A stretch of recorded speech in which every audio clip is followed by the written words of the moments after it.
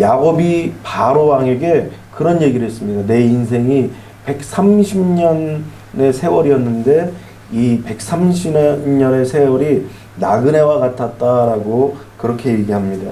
여러분, 나그네의 길은 외롭고 쓸쓸하고 그리고 정처 없이 헤매는 그런 존재입니다. 인생을 나그네의 길로 많이 표현하잖아요. 그래서 인생의 길이 고달픈 거예요. 달리 고달픈 게 아니에요. 여러분들의 삶이 왜 이렇게 힘들지? 왜 이렇게 고달프지? 왜 이렇게 쓸쓸하지? 왜 이렇게 어렵지? 나그네 인생이기 때문에 당연히 그러한 마음을 느끼는 것은 당연한 것입니다. 성경은 나그네 같은 인생을 어떻게 다르게 표현하냐면 욥기서 20장 8절에 보면 꿈과 같고 또 시편 102편 11절에는 그림자와 같다라고 또 얘기합니다. 또 고린도후서 5장 1절에는 장막집과 같다고 그러는데 이 장막집은 천막이에요. 여러분, 텐트를 쳤다라고 하는데 텐트 뭐 오래 갑니까? 오래 치지 않아요. 잠시 길게 해봤자 2박 3일이에요. 그러고 나면 이 텐트는 다 철수해야 되는 거예요. 우리 인생이 그렇게 천막집과 같다라는 것입니다. 또 베드로전서 1장 24절에는 풀의 꽃과 같고 베드로전서 2장 11절에는 오늘 본문에 거류민과 나그네 같다라고 얘기합니다. 이 거류민이라는 뜻이 무슨 뜻이냐면은 임시로 거주하는 외국인이라는 거예요. 그러니까 남의 나라에 사는 외국 거주자라는 거예요. 그러니까 우리가 지금 우리의 본향이 하늘나라이기 때문에 이 땅에 사는 삶은 다 나그네의 삶이고 거류민의 삶이에요. 오늘 이 땅에 사는 우리의 삶의 모습이 그렇게 거류민이고 나그네와 같다라는 거예요. 내가 다 소유하고 이것을 영원 무궁토록 지니고 있을 것 같았지만 이게 내게 아니라니까요. 오늘 여러분들이 다시 한번 우리가 사는 곳, 우리가 돌아가야 될 곳은 바로 하늘나라라는 사실을 여러분들이 꼭 기억하시길 바랍니다. 앞서 말씀드린 대로 꿈, 그림자, 천막, 풀, 꽃, 거루미, 나그네, 요 공통점이 뭐죠? 잠시 있다 사라진다라는 거예요. 다 빼앗길 때가 오고 그것이 떠나갈 때가 온다라는 거예요. 그래서 예수님께서 이 땅에 마음을 두지 말고 하늘에 두라는 얘기는 뭐냐면은 이 땅에 마음을 두고 영생 복락할 줄 알고 여기에 마음을 두었다가는 그냥 이 땅이 망할 때 같이 망하는 거예요. 그래서 예수님께서는 끊임없이 하나님 앞에 이 살아가는 주의 자녀들에게 너희들이 이 땅에 소망을 두지 말고 저 하늘에 소망을 둬라. 그래야지 산다라고 계속 말씀을 통해서 강조하고 또 강조하고 또 말씀하는 거예요. 그래도 안 듣고 가룟 유다 같은 자가 나오는 거예요. 여러분, 영원할 것만 같았던 이 삶도 사실 여러분들 가끔가다 한 번씩 장례식장 갔다 오잖아요. 조문을 갔다 오고 또 예배를 드리고 또 뭐 그럽니다. 그럼 뭘 깨닫고 오는 거예요 거기서? 인생은 종착역이 반드시 온다. 아무리 오래 살면 뭐라고 또 아무리 금방 태어나면 뭐예요? 올 때는 순서가 혹시 있을지 몰라도 갈 때는 순서가 없어요. 그러니까 우리는 장래를 보면서 그런 지혜를 깨달아야 돼요. 인생의 종착역이 반드시 온다. 그래서 우리가 예수님이 곧 오신다고 얘기를 하지만 예수님이 두 가지 종류로 오시는 거예요. 우주적인 종말로 오시기도 하고 개인적인 종말로 오시기도 하는 거예요. 그래서 개인적인 종말로 오실 때마다 각자의 삶의 모습과 형편에 따라서 예수님을 만나게 되는 것입니다. 그러한 때에 인간이 유한한 존재라는 사실을 비로소 깨닫는 지혜가 있어야 되는 거예요. 그렇지 않고 아둥바둥 이 땅에서 오래 영원토록 무궁토록 살 것이라고 생각하면 잃은 것이 더 많고 마지막 때 눈 감을 때 후회와 회환과 눈물밖에 나지 않는 것입니다. 마지막 죽음에 올라간다, 아버지께로 간다 하는 사람이 있고 정말 죽기 싫어가지고, 왜냐하면 죽어서 지옥 갈 게 뻔하거든. 그러다 보니까 두려운 거예요. 피눈물을 흘리는 거예요. 그러므로 우리는 나그네 같은 이 인생을 어떻게 살아야 되겠습니까? 그래서 깨어있는 삶을 살라는 거예요. 깨어있어야 돼요. 깨어있는 삶을 살아야 한다는 거예요. 그래야 마지막 때를 준비할 수 있는 거예요. 나는 90세에 가서 죽어야지, 그렇게 얘기할 사람 없어요. 나는 100세 때까지 살다가 죽어야지. 요즘 아이들은 태어나면은 무조건 142세까지 산대요. 지금 태어나는 신생아들은. 그런데 그 신생아들이 정말 142세까지 살 수 있을까요? 지금 조만간 슈퍼 엘니뇨 현상이 일어나서 농작물도 없고 가뭄도 생기고 그것 때문에 경제적인 위험과 어려움이 파탄이 생기다 보면 나라 간의 전쟁도 생기고 자원이 부족하면 서로 싸우게 된다는 이야기가 지금 미래 학자들이 다 예견한 대로 이야기하고 있는데 성경은 이미 예언했잖아요. 이런 일들이 일어나는데 142세까지 혼자 살면 뭐 하겠어요? 그래서 우리는 지금 이 시대에 깨어 있어야 한다는 것입니다. 첫 번째는 육체의 정욕을 제어하라는 것입니다.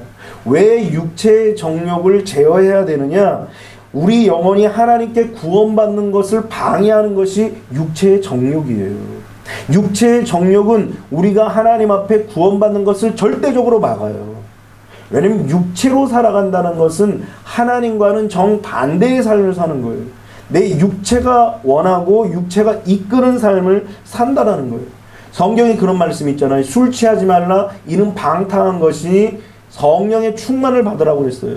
여기서 술이 물론 뭐 맥주고 뭐 소주고 그런 의미도 있겠지만 여기서 말하는 술은 세상이에요. 세상. 어떤 사람이 술 취하지 말라고 나는 술 안 마시니까 나는 뭐 성령 충만하겠죠. 여기서 술은 세상을 이야기하고 있는 거예요. 만일 내가 쇼핑에 취해 있다면 그것도 술 취하는 거예요. 내가 만일 여행에 취해 있다면 그것도 세상에 취해 있는 거예요. 만일 내가 어떤 뭐 돈 버는 것에 아니면 세상 쾌락에 아니면 막 공부만 진탕하는 것으로 빠져 있다면 그것도 역시 술 취하는 것이라는 거예요.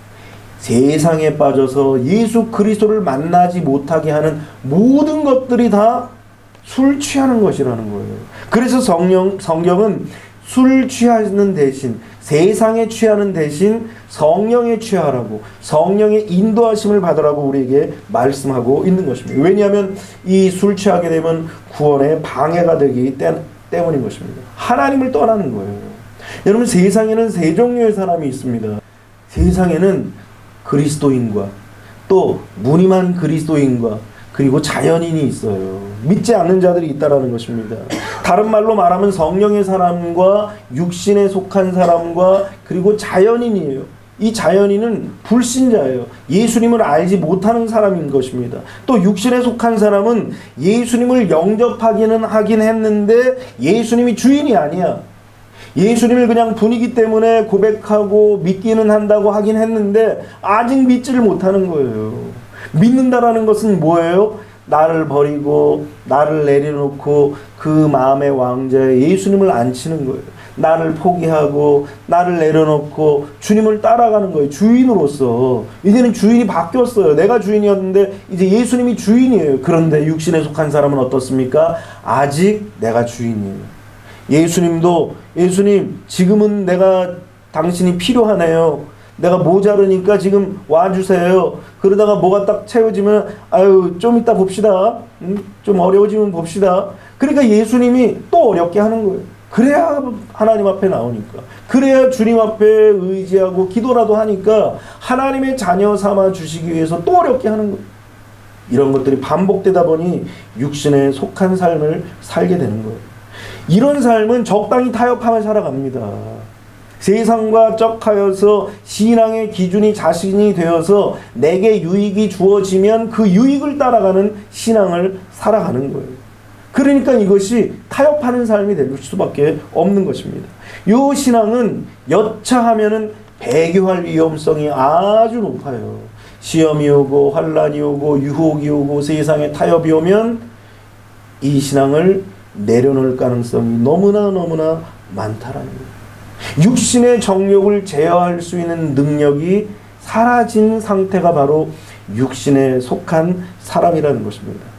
그러면은 우리가 이렇게 이런 신앙에서 깨어나고 구원의 확신과 사명 감당할 수 있는 사람이 되기 위해서는 이 육신의 정욕을 제어할 줄 알아야 돼요. 나를 내려놓고 나를 포기하고 내 육신이 추구하고자 하는 그런 마음을 내려놓을 줄 알아야 되는 것입니다. 여러분 로마서 6장 19절에 보니까 너희 육신이 연약함으로 그랬어요. 내가 사람의 예대로 말하노니 전에 너희가 너희 지체를 부정과 불법에 내주어 불법에 이른 것 같이 이제는 너희 지체를 의에게 종으로 내주어 거룩함에 이르라 그랬어요. 육체의 정욕을 제어하지 아니하고 이제 불법에 내어주고 부정에 내어줄 때에 그때 우리의 존재는 지옥으로 나락으로 떨어질 수밖에 없어요. 우리가 온전히 성령의 사람이 되지 않으면 이 육체의 소욕이 우리를 잡아 끌어서 옛사람으로 옛사람의 옷을 다시 입혀주는 거예요. 생각해 보세요. 탕자가 나갔다가 이제는 거지가 돼가지고 이제는 거지 발상의 옷을 입고 신발로 다 떨어져갖고 온몸에 돼지 똥냄새가 진동을 하는데 아버지 집에 와서 아버지가 씻겨주고 가락지 껴주고 신발 갈아 신기고 옷 갈아입히고 그냥 싹 아들로 만들어줬어요. 그런데 또 나가서 또 돼지 똥치를 잔뜩 해서 또 와. 물론 아버지의 넓은 사랑은 다 용서해 주시겠지만 그 인생이 얼마나 비참한 거예요. 될 듯하면 쓰러지고 될 듯하면 쓰러지고 될 듯하면 또 돼지 쥐염 열매 먹는 그 밥그릇 앞에서 또 그것을 퍼먹고 있는 거예요. 그것이 바로 육신의 정욕 속에 살아가는 그런 존재들이기 때문인 것입니다. 적당히 위기만 모면하라고 하는 그러한 인생은 결단코 하나님 앞에 온전히 설 수 없는 것입니다. 여러분, 악한 마귀가 얼마나 간악한지 예수님께서 40일 동안 금식을 하시고 나니까 금식한 그 마지막 날에 이 예수님을 시험하는 거예요. 육신의 정욕을, 물론 예수님도 육신을 가지고 있으시기 때문에 그 육신의 정욕을 계속 건드리는 거예요. 야야야, 너 배고프지 않냐? 너 이 돌을 가지고 떡을 만들어 먹어라. 얼마나 배고프냐? 하나님이 너를 그렇게 버려가지고 사람으로 만들어놨는데 그렇게 배고파서 쓰겠냐? 너가 능력이 있으니까 돌을 바꿔서 떡으로 바꿔 먹어라. 사탄 마귀가 이렇게 회유하고 유혹하는 것입니다. 예수님은 육체를 가지고 있음에도 불구하고 이 육체를 제어하시고 악한 마귀를 물리치셨어요. 그래서 우리도 악한 마귀를 물리칠 수 있고 육체의 정욕을 제어할 수 있는 능력이 우리에게 있는 거예요. 예수님이 이기신 것은 우리도 다 이길 수 있는 거예요. 그런데 반면에 발람이란 자는 하나님과 대화했던 자예요. 하나님께 그야말로 직통 계시를 받았던 사람입니다. 근데 하나님께서 발람에게 야, 너 이스라엘을 축복하고 저주하지 마라. 이스라엘 백성들은 복을 받을 자니라. 여러분, 우리가 어딜 가든지 그런 사람이 돼야 돼요. 야, 아무개 건드리지 마라. 저 사람은 하나님께 복을 받은 자다. 이러면서 악한 마귀 사탄이 건드리지도 못한 자가 돼야 되는데 이 발람은 그 마음속에 처음 마음을 지켰어요. 그런데 이 발락이라는 모압 왕이 계속 선물 공세를 하는 거예요. 돈도 갖다 주고 화려한 옷도 갖다 주고 명예도 준다 그러고 내 말을 들어주면 땅도 준다 그러고 그런 얘기를 하니까 귀가 벌써 이미 따라간 거예요. 마음은 겉으로는 내가 이스라엘 백성들을 저주할 수 없다. 왜냐하면 하나님이 축복하신 백성들을 내 입으로 저주할 수가 없다.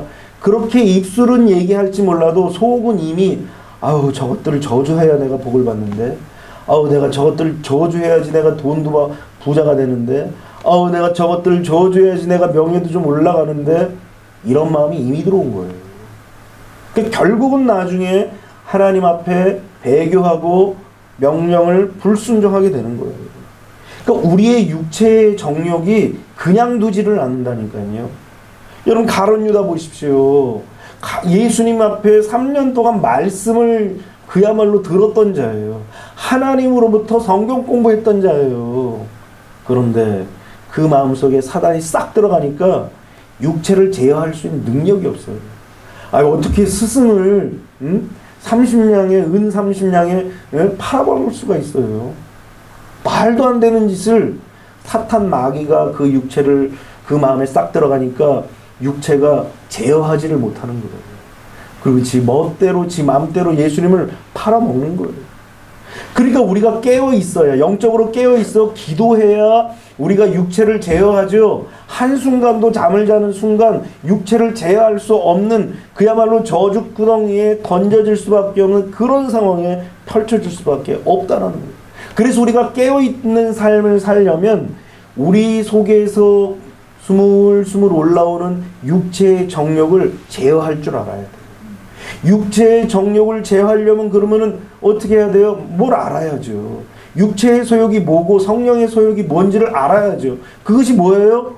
성경 말씀이 우리에게 가르쳐 주시는 진리인 거예요. 그래서 그 진리대로 살기 위해서 기도하는 거예요. 왜? 기도해야 성령께서 진리대로 살 수 있도록 우리를 인도해 주시기 때문에. 그래서 오늘도 이런 말씀을 드리는 이유가 뭐냐? 이 세상 속에 살면서 그저 길게 살아야 100년인 인생 속에서 육체의 정욕을 제어할 수 있는 능력을 가지라고 이런 말씀을 드리는 거죠. 오늘 여러분들이 깨어 있으시기를 주님의 이름으로 축원합니다. 그래야 살아가는 거예요. 두 번째는 선한 일을 하라는 것입니다. 여러분, 사람이 실수도 있고 잘못도 있습니다.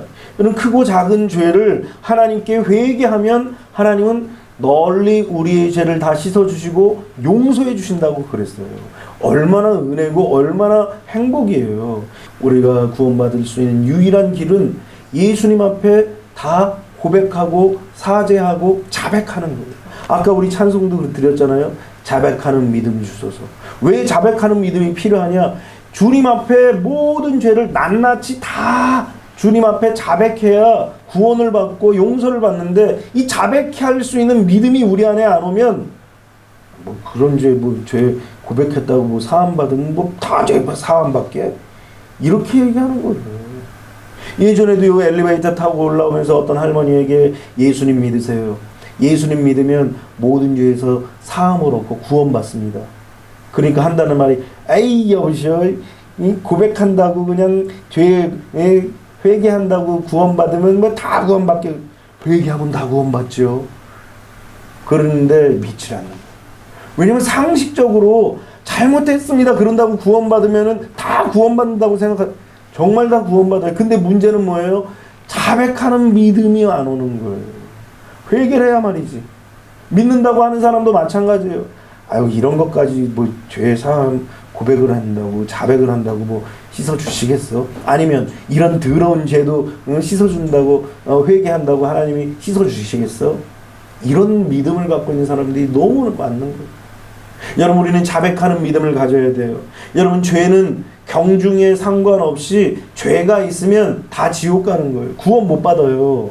그런데 얼마나 감사한 것은 예수님께서 우리를 대신해서 죽으시고 죄의 사함을 위해서 십자가에서 돌아가셨기 때문에, 우리가 주님 앞에 죄를 자백하고 고백하면 주님은 우리의 모든 죄를 깨끗하게 씻어주신다고 그랬어요. 약속하시면서 십자가에서 그렇게 피를 흘리시고 죽으신 거예요. 그래서 이사야서 53장 3절에는 그가 찔림은 우리의 허물 때문이요 그가 상함은 우리의 죄악 때문이라. 그가 징계를 받음으로 우리는 평안을 누리고 그가 채찍에 맞음으로 나음을 입었다고 우리에게 말씀하신 것이 약속의 말씀인 거예요. 하나님의 약속은 1.1핵도 사라지지 않고 떠나가지 않는 거예요. 그 약속의 말씀을 반드시 믿어야 돼요. 그래서 우리는 주의 성전에 딱 오면은 벌써, 하나님, 내가 한 주간 동안 이런 죄를 졌습니다. 내가 이런 생각을 갖고 이런 마음을 갖고 이런 죄를 내 몸에 지니고 있었습니다. 용서해 주세요. 씻어주세요. 이거 반드시 회개해야 돼요. 왜냐하면 솔직히 아까 얘기한 대로 언제 어떻게 무슨 사고를 당할지 어떻게 알아요. 우리의 삶은 알 수가 없는 인생이에요. 그렇기 때문에 날마다 회개해야 됩니다. 그런데 세상 사람들은 아무리 우리가 회개해도 용서해 주지 않아요. 오늘 본문에도 보니까 이방인 중에서 행실을 선하게 가져 그랬어요. 그러니까 무슨 말이냐면 불신자들과 우리가 함께 살고 있다라는 거예요. 이런 세상 사람들은 국률, 자비 이런 거 없어요. 그냥 느끼는 대로, 그냥 보는 대로, 생각하는 대로, 자기가 바라본 대로 그대로 판단하는 거예요. 그래서 우리가 세상에 살고 있는 우리는 지금 정신을 차리고 우리의 행실을 돌아봐야 돼요. 우리의 행실 때문에 예수님을 믿을 사람이 안 믿을 수도 있고, 우리의 행실 때문에 예수님을 안 믿을 사람이 믿을 수도 있는 거예요. 그래서 베드로전서 3장 16절에는 선한 양심을 가지라. 이는 그리스도 안에 있는 너희의 선행을 욕하는 자들로 그 비방하는 일에 부끄러움을 당하게 하려 함이라. 세상 사람들이 그리스도인들을 비방해요. 다 비방합니다. 그런데 세상 사람들은 더욱 그리스도인들을 비방해요. 왜 그래요? 아유 집값 것이 예수 믿는다더라. 아유 집값 것이 교회 다닌다더라. 교회 다녀서 저래요. 교회 다니는 사람이 왜 저렇게 살아? 이렇게 비방할 때가 너무나 많다라는 거예요. 그렇기 때문에 하나님의 백성들은 선한 양심을 가지고 살아야 한다라는 거예요. 선행을 행할 때에 사람들이 우리를 비방하고 욕하는 것을 막을 수 있다라는 것입니다. 여러분, 사람에게도 우리가 살면서 잘못했다고 얘기를 할 줄 알고 사과를 할 줄 알아야 돼요. 미안하다고 얘기할 수도 있고 또 잘못했다고 얘기할 수도 있고 이건 아니었다라고 사과할 수도 있어야 되는 거예요. 여러분, 선한 양심을 가지고 있으면은 이 땅에 살아가면서 뻔뻔한 얼굴로 살아갈 수가 없어요. 그저 얼굴에 철면피한 모습으로 그냥 누가 뭐라 그러든 말든 그냥 막 사는 사람 있잖아요. 요새 유튜브에 보면은 그런 사람들이 얼마나 많아요. 운전할 때도 막무가내인 사람들이 너무 많습니다. 삶 자체에 미안한 것도 없고 선한 양심도 없고 바른 것도 없고 옳은 것도 없고 맞는 것도 없고 이거는 그냥 막무가내인 삶을 살아가는 사람들이 세상에 너무 많다라는 거예요. 그런데 그리스도인들 가운데서도 그런 자들이 있다라는 거예요. 여러분, 예수 그리스도를 믿는다라는 것은 이러한 선한 양심이 있다라는 거예요. 우리가 신앙이 들어가고 말씀이 들어가고 육체의 정욕을 제어할 수 있는 능력이 생기면 선한 일을 나타내서 선한 양심이 드러나야 되는 거예요. 올바른 삶, 하나님이 기뻐하시는 삶, 그리스도의 향기를 바라는 삶, 그야말로 소금 같은 삶을 사는 삶이 우리의 삶에 나타나야 되는 거예요. 어떻게 하면 빼앗고 착취하고 취하고 소유하고 누리고 내가 가질까 지닐까 이러한 생각을 가지고 있어서는 구원받지 못했다고 생각이 들어요. 그러니까 세상 사람들이 볼 때에 그 신앙을 올바로 보겠어요. 나눠주고 베풀고 가지고 있다면 그것을 전수해야 될 텐데 그러한 지금 모습들이 전혀 보이질 않는 거예요. 주님은 우리에게 이 마지막 때에 깨어 있으려면 선한 일을 하라고 우리에게 본문을 통해서 말씀하고 있는 것입니다. 오늘 우리가 혼탁한 세상 속에서 예수 그리스도의 능력으로 선한 영향력을 나타내야 되는 것입니다. 그래야지 전도도 할 수 있는 거예요. 아니, 선한 영향력이 있어야 뭔가 영적인 삶을 살면서 바른 삶을 살아야 교회 나오세요. 그래도 마음에 교회 나가야 되는데 왜 이렇게 못 나가지? 하다못해 이런 얘기라도 하는데 이거는 씨알도 안 먹힌다면 문제가 있는 거예요. 우리는 복음을 전하기 위해서 깨어있는 마음으로 우리는 선한 일을 행해야 되는 것입니다. 마지막으로 우리가 깨어있는 삶이라는 것은 주의 영광을 위해서 살아야 하는 것입니다. 먹든지 마시든지 무엇을 하든지 하나님의 영광을 위해서 살아야 되는 거예요. 삶 자체가 하나님의 영광을 위한 것이 되어야 한다는 거예요. 왜 하나님의 영광을 위해서 살아야 되나요? 왜요? 아니, 목사님이 그러시더라고요. 하나님의 영광을 위해서 살라고. 내가 그런 것이 아니라 성경에서 우리에게 말씀하신 거예요. 이사야서 43장 7절에 보니까 내 이름으로 불려지는 모든 자, 모든 자라는 모든 자. 그러니까 여기서 내 이름으로 불려지는 목사만 이러면은 목사만 영광 돌리면 되는데 여기서 모든 자라고 그랬어요. 구원 받았다고 생각한다면, 내가 하나님의 자녀라고 생각한다면 그 모든 자는 곧 내가 내 영광을 취하여 창조한 자를 오게 하라. 그를 내가 지었고 그를 내가 만들었느니라 그랬어요. 여러분, 하나님께서 만드셨기 때문에, 하나님께서 우리를 지으셨기 때문에 하나님께 영광을 올려드려야 한다는 거예요. 8절에 그러잖아요. 눈이 있어도 보지 못하고 귀가 있어도 듣지 못하는 백성을 이끌어내라 그랬어요. 눈이 있어서 본다고 얘기하면서 귀가 있어서 들은다고 얘기해서 그러면서 안다고 얘기하는 것, 그러면서도 하나님께 영광 돌리지 못하는 백성들도까지도 다 불러가지고 하나님께 영광 돌리래요. 왜? 하나님이 다 지으신 거예요. 심지어 악한 자도, 심지어 지옥 갈 사람들도, 심지어 지옥으로 이끄는 사탄 마귀조차도 하나님이 다 지으신 거예요. 그러니까 모든 존재들이 다 하나님께 다 영광을 올려 드려야 된다는 거예요. 경배를 드려야 한다는 것입니다. 여러분, 이 사실을 믿는 자가 하나님께 택함 받은 자예요. 내가 하나님께 영광 돌려야 된다는 사실을 도저히 믿을 수가 없다. 난 하나님께 영광 도저히 못 돌리겠다. 이 택함 받지 못한 자들이죠. 그러니까 저기 이방신들을 섬기고 아니면은 불신자로 교회 안 나오잖아요. 왜 그래요? 하나님께 영광 돌릴 이유도 없고 예배드릴 이유도 없는 거예요. 택함 받지 못했기 때문에. 그래서 우리가 존재하는 이유는 하나님의 영광을 나타내기 위해서 우리가 존재하는 거예요. 여러분들이 왜 살아있냐? 벌써 죽었어야 될 때가 수없이 많았어요. 어떤 사람은 연탄가스 맡아서 죽었어야 되고, 어떤 사람은 사고가 나서 죽었어야 되고, 어떤 사람은 위급한 일들을 만나서 죽었어야 되고, 별별 사건을 만나서 죽었어야 돼요. 그런데 하나님께서 왜 우리에게 호흡하게 하시고 생명을 주셨느냐? 여전히 살아서 하나님께 이 땅에서 찬송을 드리고 영광을 돌리고 예배를 드리라고 우리에게 목숨을 주고 생명을 주신 것입니다. 여러분, 성경을 보세요. 이사야 43장 21절에 이 백성은 내가 나를 위하여 지었나니 나를 뭐 하라고요? 찬송하게 하려 함이니라 그랬어요.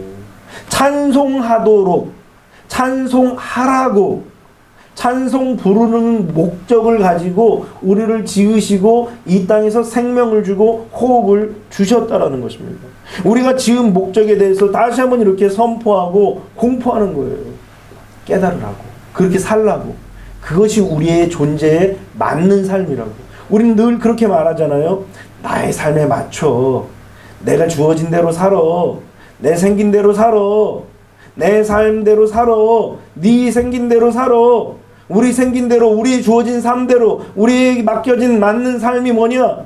하나님께 영광 돌리는 삶이고 하나님 앞에 예배드리는 삶이에요. 아무리 힘들고 어려워도 하나님께 예배드리고, 아무리 즐겁고 행복하고 유쾌해도 하나님께 예배하고 영광 돌리는 것, 이것이 우리의 사명이에요.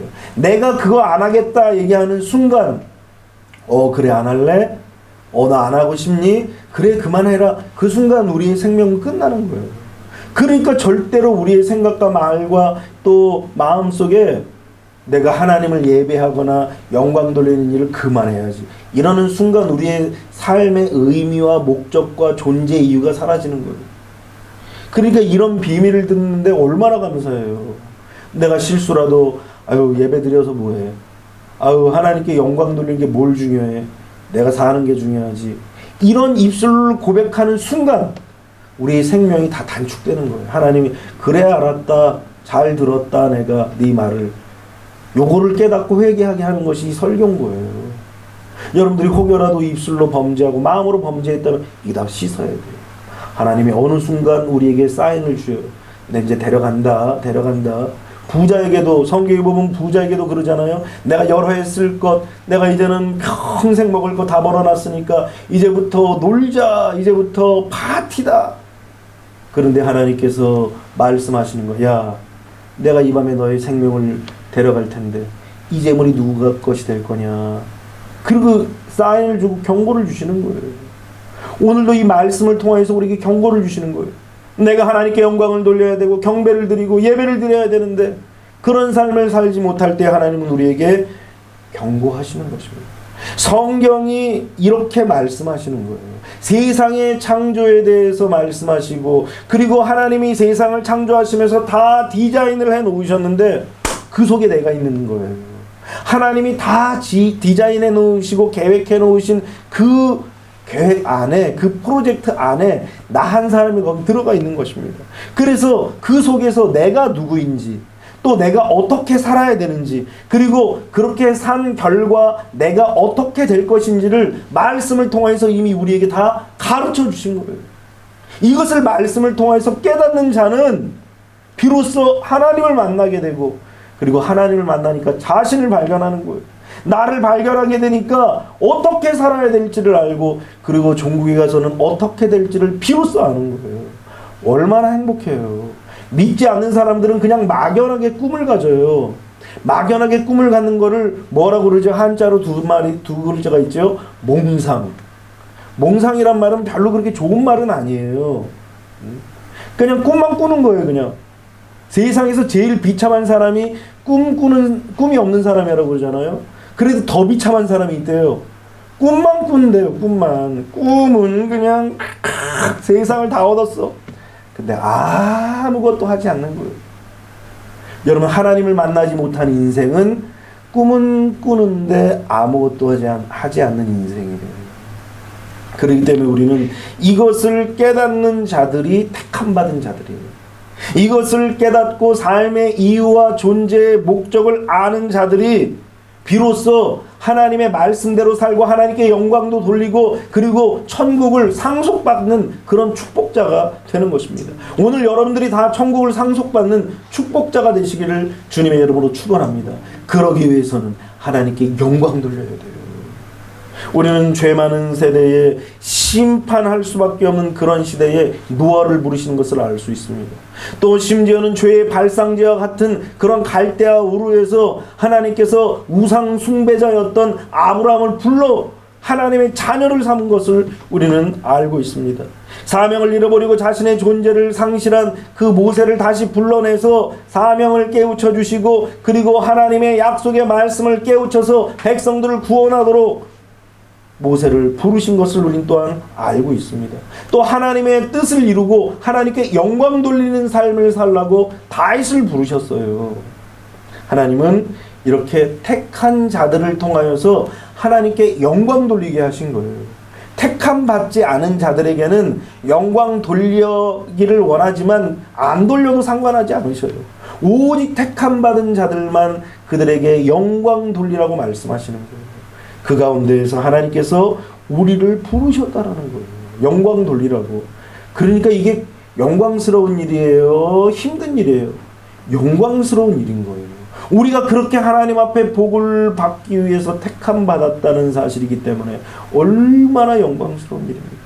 감사할 수밖에 없는 일인 거예요.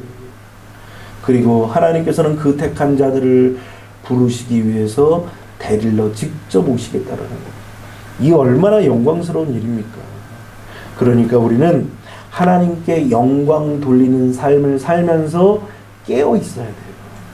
여러분들이 깨어 있으시길 바랍니다. 깨어 있는 자는 이렇게 육체의 정욕을 제어하고 또 선한 일을 하고 선한 양심을 가지면서 그렇게 하나님이 기뻐하시는 그리스도의 향기를 바라고 소금 같은 그런 삶을 삽니다. 뿐만 아니라 하나님 앞에 예배드리고 경배드리고 하나님께 영광 돌리는 그런 택함받은 자의 삶을 살게 되는 거예요. 오늘 여러분들이 다 이렇게 삶으로 말미암아 깨어있는 자들이 되시기를 주님의 이름으로 축원합니다. 기도하겠습니다.